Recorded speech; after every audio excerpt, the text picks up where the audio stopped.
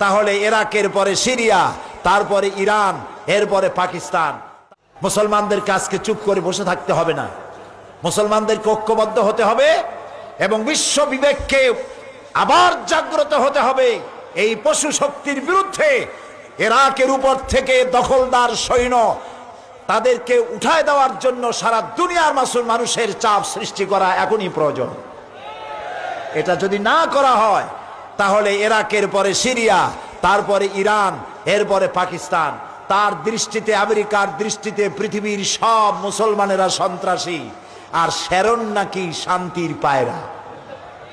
শ্যারনের চিনছেন? শ্যারনকে ইসরায়েলের প্রধানমন্ত্রী, শ্যারন নাকি শান্তির পায়রা বলেছে কে? ওইটার নাম আমি নিলাম না।